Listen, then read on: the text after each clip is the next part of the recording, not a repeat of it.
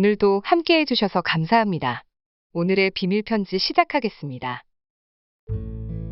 안녕하세요.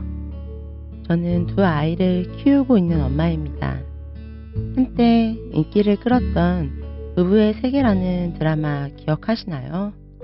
벌써 2년 전 드라마네요. 그 속에서 지선우는 바람이 난 남편과 상간녀에게 복수를 하지만 정작 본인의 아들은 가출하며 결말이 나죠. 이 드라마가 엄청 히트를 하기도 했지만 저한테 더 남다르게 느껴진 데는 다른 이유가 있습니다.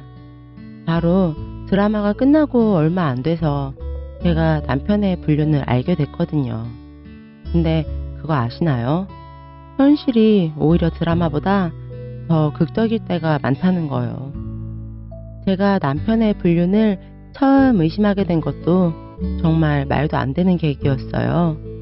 아마 초여름쯤의 주말이었던 것 같아요. 남들은 놀러 간다 뭐 한다 하는데 남편은 그날 출장이 있다며 나갔고 저와 아이들은 집에 있었죠. 근데 제 친구에게서 카톡이 왔어요. 지금 자기가 휴게소에 들렸는데 제 남편을 본 것 같다고.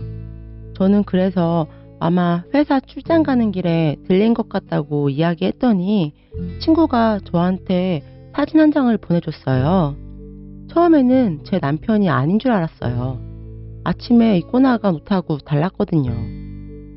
근데 자세히 보니 티셔츠와 신발을 바꿔 신었는데 심지어 그 신발은 옆에 있는 젊은 여자와 커플 신발이더군요. 그리고 그 여자와 제 남편은 너무 다정하게 휴게소 출입코드를 찍고 있었고요. 그때는 휴게소도 출입 명부랑 다 찍고 들어갈 때인데 제 친구는 시댁 가는 길에 아이랑 밥을 먹고 있었대요. 근데 낯익은 사람이 들어오는 것 같아서 보니 제 남편이었다고. 정말 왜 하필 그 휴게소에서 그 시간에 그렇게 만났을까요? 서로 다른 휴게소를 들렸거나 아니면 다른 시간에 10분만 차이가 났어도 서로 못 만났을 텐데 정말 말도 안 되는 이 우연으로 저는 남편의 불륜을 알게 됐습니다. 그리고 그날 밤 늦게 남편이 돌아올 때까지 아무것도 손에 잡히지 않았어요. 밤에 들어온 남편은 아침에 입고 나간 옷으로 다시 갈아입고 들어왔고 출장은 어땠는지 왜 간 건지 캐묻자 피곤하다며 먼저 잔다고 들어갔죠. 그 다음부터는 남편의 행동 하나하나가 의심되기 시작했어요. 언제부턴가 퇴근 시간도 늦어지고 밖에서 밥을 먹고 오는 날도 많아지고 무엇보다 주말에 유독 집을 비우는 날들이 많아졌다는 걸 느끼며 인터넷에서 바람 피는 증거 잡는 법에 대해 찾아보기 시작했습니다. 한번 의심되기 시작하니 의심은 점점 더 커져갔고 생각보다 많은 사람들이 저와 같은 고민을 하고 질문을 하고 있다는 것도 알게 됐어요. 그때 저는 정말 미쳐 있었습니다. 차량에 녹음기를 설치할 생각하며 미친 듯이 알아보다 차량 키는 항상 남편이 갖고 다녀서 내부에는 설치할 수도 없고 오죽하면 제가 지퍼백에 테이프로 둘둘 싸서 외부에라도 설치할까 고민을 했을까요? 그러다 오히려 제가 법적으로 처벌받을 수 있다는 걸 알고 차량 위치만 파악하는 GPS를 설치했습니다. 남편의 2달 정도 위치를 확인하니 일주일에 3, 4일 정도는 타 도시로 가더군요. 도착한 곳은 1층은 술집하고 식당이 있고 2, 3층은 원룸 같은 빌라가 있는 건물이었어요. 입구에 도어락이 있어서 몇 호에 누가 사는지까지 알 수는 없었지만 이 인간이 바람을 피고 있다는 확신을 갖게 됐죠. 제가 이러는 사이에도 남편은 매일 새벽에 들어오면서 피곤하다고 징징댔습니다. 그렇게 밖에서 헛짓거리를 하고 힘쓰고 오니 피곤할 수밖에요. 주말이면 회사 업무가 많다는 둥, 친구 만난다는 둥, 집에 있는 날이 없이 밖으로 나갔고 GPS 기록을 보면 전국을 싸돌아다녔습니다. 당장이라도 이혼하고 싶은 마음은 들었지만 그동안 그 둘이 드나들은 모텔 CCTV도 증거 보전 신청이 늦어져서 못한 상태고 GPS 기록은 제가 불법으로 취득한 거라 증거로서 가치가 안 됐습니다. 정말 제가 할 수 있는 건 아무것도 없다는 생각밖에 안 들었습니다. 한 번은 밤늦게 장례식장 간다고 나가길래 보니 집 근처 조금 떨어진 외곽에 있는 모텔에 갔더군요. 발정난 개새끼도 아니고 그 시간에 나가서 그 짓을 하고 싶은 건지. 그날 새벽 3시 넘어 들어와서는 얼마나 밖에서 힘을 쓰고 오셨나. 집에 와서 씻지도 못하고 뻗더군요. 거짓말하는 거 듣기도 싫고 그 시간까지 기다렸다는 자체가 자존심 상해서 저는 자다 깬 척하면서 얼른 자라고 했습니다. 남편도 제가 자다 깼다고 생각한 건지 핸드폰을 보다가 그대로 잠들었고 철옹성같이 늘 잠겨있던 핸드폰이 열려 있었습니다. 덕분에 저는 상간녀의 핸드폰 번호와 그동안 나눈 카톡 내용을 확인했고 모두 제 핸드폰으로 사진을 찍어뒀습니다. 그동안 혼자 마음만 썩고 있었는데 차라리 이렇게 물증까지 확보하고 나니 마음이 편해지더군요. 그리고 나서 얼마 뒤 제가 상간녀 소송을 결심하게 된 사건이 터지죠. 알고 보니 이 미친 자식 아파트를 담보로 캐피탈에서 대출을 받아서 그년 전셋집을 얻어줬네요. 그날 받은 충격을 생각하면 진짜 이 새끼가 인간인지 여자한테 얼마나 미치면 이럴 수 있나 싶었지만 냉정하게 생각하기로 했고 그보다 먼저 더 이상 대출을 못 받게 할 수 있는 방법을 찾았습니다. 그러다 보전 처분이란 걸 제가 신청할 수 있더라고요. 상대가 이의 신청이나 제도 명령 신청을 할 수 있다고는 하지만 우선 당장 더 이상 대출을 못하게 막는 게 중요한 것 같아서 보전 신청을 했습니다. 이렇게까지 된 이상 저는 더 미룰 이유가 없다고 생각을 했고 그동안 제가 모은 카톡 증거를 모아 변호사에게 상담을 했어요. 변호사는 이 정도 증거만도 충분히 상간소송을 할 수 있다고 해서 의뢰했습니다. 저희 변호사 쪽에서 제가 남편으로 인해 얼마나 힘이 드는지 어떤 상황인지 기록으로 남겨놓는 게 좋다고 하셔서 정신상담센터에 다녔습니다. 상담센터는 상담해주시는 분께서 다 일지로 남겨놓으시고 일지는 개인적인 자료라 법원 제출은 안 되지만 의견서나 기타 기록지는 제공해줄 수 있다고 하셔서요.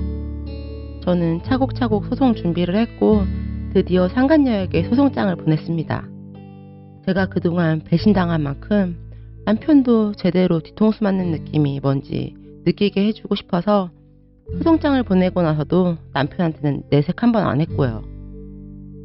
며칠 뒤 남편이 회사에서 전화를 하는 사람이 아닌데 저한테 전화를 했더군요. 아, 드디어 터졌구나 싶었어요. 전화로 저한테 제가 오해하는 거다, 자기가 다 설명하겠다 이러길래 저는 모르겠다는 식으로 이야기하니 안차까지 쓰고 집으로 왔더라고요. 그날 사색이 돼서 집으로 돌아오던 남편 얼굴을 잊을 수가 없네요. 남편은 그녀에게서 소송 이야기를 듣고 와서는 순간의 실수였다며 몇 번 만난 것뿐 깊은 사이는 아니었다고 변명을 했습니다.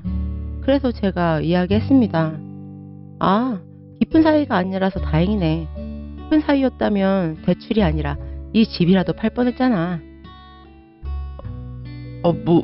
무슨 말을 하는 거야? 무슨 말인지 몰라서 물어? 이 집 담보로 대출받아서 그 돈 어디에 썼니? 그건 어떻게 알았어? 그게 내가 말 못해서 미안한데 엄마가 급하게 돈 쓸 때가 있다고 해서. 그래? 내가 아는 거랑 사실이 다르네. 하남에 당신 이름으로 전셋집 있던데. 그리고 그 집에 아주 잘 아는 여자가 살고 있던데 어머님도 아시나 봐. 그럼 내가 어머님한테 가서 이야기해봐야겠네. 그 여자가 대체 누구고 왜 그 집에서 사는지. 제가 이렇게까지 이야기하자 남편은 아무 말 없이 미안하다며 자리에서 일어났습니다. 다음날 남편은 그 여자가 사정이 딱해서 처음에는 불쌍해서 밥 한두 번 사주며 만나다 술 마시고 그러다 실수하고 그렇게 된 거라고 소송만 취하해달라며 거의 매달리듯이 빌었습니다. 사정사정하는 남편에게 제가 물었어요. 그 여자가 불쌍해서 그러고 다니는 동안 네 새끼는 안 불쌍했니? 그렇게 어린애가 불쌍해서 걔랑 전국을 돌아다니며 음식 사쳐 먹이고 섹스했어? 그게 네가 불쌍한 사람한테 하는 행동이야? 너 나랑도 결혼 전에 그러고 다녔잖아. 그럼 나도 불쌍해서 한 거니? 여보, 그게 아니고 너는 불쌍해서 그랬다고 하는데 남들은 그렇게 놀러다니고 섹스하고 그런 사이를 연인이라고 해. 근데 가정에 있는 사람이 그런 짓을 하면 그건 불륜이야. 니들은 카톡으로 그러더라. 금지된 사랑이라고. 사랑? 니들은 사랑이라고 하겠지. 근데 남들이 보면 그냥 불륜이야. 그녀는 상간녀고 너는 자식 버리고 바람난 놈. 니들 사랑이 그렇게 당당하면 내가 회사 앞에 대자보라도 붙여서 둘이 사랑한다고 소문내줄까? 애들한테도 얘기해. 아빠가 사랑하는 여자가 생겼다고. 네가 그렇게 당당하면 네 고귀한 네 사랑 동네방네 소문내고 알리면 되겠네. 남편은 제 얘기를 듣더니 조용히 방으로 들어갔어요. 그 뒤로 남편은 저한테 아무 말도 하지 않았고 며칠 뒤 그년도 변호사를 선임해서 답변서를 작성해 보냈습니다. 자기는 유부남인지 모르고 만났고 지금은 안 만나는 상태고 오히려 남편이 자기한테 먼저 만나자고 꼬셨으며 자기는 남편이 강압적으로 해서 만날 수밖에 없었다고. 그리고 자기가 아니었더라도 어차피 파탄난 가정이었다고요. 저는 답변서를 남편에게 보여주며 이 여자는 당신이 꼬셨다고 하고 당신은 그 여자가 불쌍해서 만났다고 하는데 누구 말이 맞는지 제가 소송으로 가려준다고 이야기했어요. 남편도 어이가 없는지 답변서만 멍하게 바라보더군요. 2개월 뒤로 변론기일이 잡히고 저는 그년의 답변서에 반박할 자료들을 모으기 시작했습니다. 그 사이에도 남편의 퇴근 시간은 계속 늦었지만 신경 쓰지 않았습니다. 오히려 그때가 제가 모든 걸 정리한다는 생각으로 제일 열심히 살았던 것 같네요. 한 달쯤 지났을까? 그 여자에게서 연락이 왔습니다. 저한테 할 말이 있다고 만나자고요. 저는 혹시라도 저희 집 인근에서 아는 사람들을 만날까 싶어 제가 그 동네로 간다고 했습니다. 그리고 그 여자의 집 근처 카페에서 그 여자를 만났습니다. 대체 나를 왜 만나자고 하는 건지 사과하려고 하나? 소송을 취하해달라고 하려고 하나? 그렇게 하면 나는 뭐라고 이야기를 해야 할지 혼자 별의 생각을 다하며 커피숍으로 갔습니다. 가면서 변호사랑 통화하니 절대 협박이나 위협이 될 만한 말은 하지 말고 그냥 증거 수집하는 마음으로 만나고 오라고 해서 미리 녹음기도 챙겨서 갔죠. 당연히 먼저 와 있을 거라는 제 예상과는 달리 약속 시간 5분 전에도 그 여자는 없었고 제가 먼저 자리에 앉아서 기다렸습니다. 약속 시간이 좀 지나자 긴 생머리에 몸에 붙는 원피스를 입은 여자가 들어왔고 그 여자라고 직감으로 알 수 있었습니다. 그 여자도 저를 알아봤는지 바로 저에게 와서 앉았고 먼저 이야기를 시작했습니다. 그 여자는 형식적으로 이런 일로 만나서 죄송하다는 등 이야기를 하더니 소송을 취하해달라고 했습니다. 당연히 예상했던 시나리오였고 그쪽도 변호사까지 선임할 정도면 끝까지 가자는 거 아니냐고. 남편은 당신이 불쌍해서 몇 번 만난 것 뿐이라고 하고 당신은 남편이 당신을 꼬셨다고 하는데 누구 말이 맞는지 내가 끝까지 알아보려 한다고 했습니다. 그러자 그녀는 자기도 이런 소송이 처음이라 겁나서 변호사를 선임했다는 둥 아는 분하고 상담했더니 아는 변호사를 소개해준 거라는 둥 이딴 소리만 하더군요. 제가 씨알도 안 먹히자 저한테 만나자고 한 본심이 나왔습니다. 그녀는 그동안 회사에 계약직으로 있었는데 이번에 정규직으로 채용이 뜬 겁니다. 그전에는 어차피 회사 계약 기간도 끝나가니 겁날 게 없었다가 정규직이 된다니 부랴부랴 저한테 합의하자고 하는 듯 싶었습니다. 그러면서 자기가 어릴 때부터 아빠 밑에서 크고 자기 아버지는 장애가 있으신데 자기가 아빠를 부양해야 돼서 사정도 안 좋고 그러다 보니 의지하고 어쩌고 저쩌고 구구절절 사연을 늘어놓길래 한마디 했습니다. 그래도 그쪽은 아빠가 있네요. 내 아이들은 당신 덕분에 아빠 없이 클 것 같은데. 그녀는 순간 얼굴이 굳더니 저를 쳐다보며 그럼 정말 이대로 진행하신다는 얘긴가요? 계속 이렇게 가봐야 지민이 지환이한테도 안 좋을 텐데요. 라고 했습니다. 왜 그 더러운 입에서 우리 아이들 이름이 나오는지, 남편이란 새끼는 그런 여자한테 내 아이들 이야기는 왜 한 건지, 자기가 밖에서 새파랗게 젊디 젊은 애랑 침대에서 뒹구는 동안 우리 애들은 수많은 날을 아빠 없는 저녁을 보냈다는 걸 조금이라도 생각했다면 그런 생각은 못했을 텐데, 그녀의 입에서 아이들 이야기가 나오는 순간 제가 눈이 돌았던 것 같습니다. 그녀를 찾아갈 때부터 그녀의 머리채를 잡거나 인연은 상간녀라고 고래고래 소리 지를 용기도 그럴 생각도 없었습니다. 1년이란 시간 동안 저는 너무 지쳤고 차라리 그냥 인정만 한다면 순순히 그냥 네가 데리고 살라며 양보할 생각도 있었습니다. 그런데 그런 더러운 입에서 우리 아이들 이름이 나오니 그땐 참을 수가 없었습니다. 정말 찰나의 순간이었던 것 같습니다. 손이 부들부들 떨리는 걸 물컵을 손에 쥐고 간신히 참고 있었는데 그녀 입에서 우리 아이들 이름이 나오는 순간 제가 컵을 테이블에 내리쳤고 컵이 깨지면서 파편과 물이 다 튀었습니다. 사실 그때 제가 얼마나 세게 컵을 내리쳤는지는 전 기억이 안 납니다. 오히려 제가 이성적으로 판단이 가능했다면 그 물을 그녀 얼굴에 부었겠죠. 그녀이 무슨 말을 하든 다 참을 준비가 돼 있었습니다. 감정적으로 대응하면 오히려 저한테 안 좋다고 몇 번이나 변호사가 강조했으니까요. 그런데 그녀 입에서 우리 아이들 이름이 나오는 것만은 참을 수가 없었습니다. 아니, 나와서는 안 되는 이야기였습니다. 전 그 자리에서 그대로 일어났고 오히려 당황한 건 그녀였습니다. 그녀는 그렇지 않아도 큰 눈을 더 동그랗게 뜨고 절 쳐다봤고 카페에서 일하시는 분이 괜찮냐며 깨진 컵을 치워준다고 왔습니다. 저는 네가 내 남편하고 뒹굴었든 돈을 받아 처먹었든 그건 어른들의 일이니까 어른들이 해결하면 되니까 상관없어. 근데 니들이 말하는 그 금지된 사랑 때문에 우리 아이들은 아빠와 함께 보내야 하는 시간들을 다 빼앗겼어. 그리고 그 시간은 다시 돌아오지 않아. 넌 내 아이들한테서 아빠와의 시간, 아빠와의 추억, 모든 걸 빼앗아간 거야. 다신 그 추잡한 입으로 내 아이들 이름 부르지 마. 그리고 전 커피숍을 나와 집으로 왔습니다. 남편이 바람 피는 걸 알면서도 한 번도 울지 않았습니다. 근데 돌아오는 차 안에서 운전을 할 수 없을 정도로 눈물이 나서 한참을 길가에 차를 세우고 울다 왔습니다. 우리 아이들에게 미안해서요. 이런 아빠를 만나게 한 제 잘못 같아서 너무 미안해서 한참을 울었습니다. 그 뒤 변호사를 통해 소송을 진행하며 그녀니 우리 아이들 이름을 얘기한 게 아이가 있다는 걸 알고 유부남인 걸 알고 있다는 증거가 돼서 저한테 유리한 상황으로 됐습니다.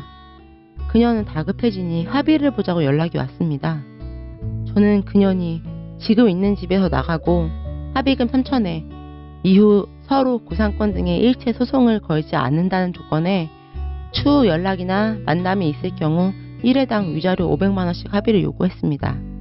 그녀는 자기는 사회 초년생이고 그렇게 큰 돈이 없다며 합의금을 깎으려고 하길래 절대 안 된다고 했고 그녀는 마지못해 합의를 했습니다. 그리고 전 그녀이 취업하려고 하는 회사 인사 담당 부서로 소송 및 합의문을 보냈고 그녀의 정직원 입사도 취소되었습니다. 그녀는 저한테 명예훼손이니 어쩌고 하며 고발한다고 했지만 저희 변호사가 제가 불륜 사실을 공공에게 알린 것이 아니고 회사 이미지에 중요한 문제가 될 수 있는 부분이라 임사 담당자에게 따로 알린 것은 문제가 되지 않는다고 하더군요. 그리고 남편은 이혼만은 제발 안 된다고 사정하고 저도 아이들이 있어서 남편 명의의 차, 아파트 모두 제 명의로 돌리고 한 번 더 불륜을 저지를 시 모든 재산 및 친권에 대한 권리를 포기하고 이혼하겠다고 각서를 받아 공증까지 받아 놓았습니다. 바람 피운 걸 알고 증거 수집부터 소송까지 8개월. 소송이 시작되고도 정리까지 6개월이 넘는 시간을 보냈습니다. 친정이나 시댁에는 얘기도 못하고 너무 힘든 시간이었지만 이제는 이렇게 되돌아볼 수 있는 여유가 생겼네요. 물론 똑같이 바람핀 연놈 모두 나쁘지만 나중에 알게 된 사실이지만 그녀는 결혼할 남자도 따로 있는데 제대로 뜯어먹은 거였더라고요. 심지어 남편이 얻어준 집에서 그놈하고 같이 살고 있는 상태였고요. 이 병신 같은 인간은 합의하는 과정에서 그걸 알고 혼자 분에 못 이겨 하는데 그걸 보는 자체도 한심하고 어이없었네요. 저에게 남편의 불륜에 대해 처음 제보해주고 함께 고민해준 친구가 그년 결혼식 날짜가 잡히면 축의금 봉투에 소송장하고 합의문 넣어서 신랑 측에 주라고 이야기해서 저의 마지막 복수는 그냥 결혼식 날이 될 것 같네요.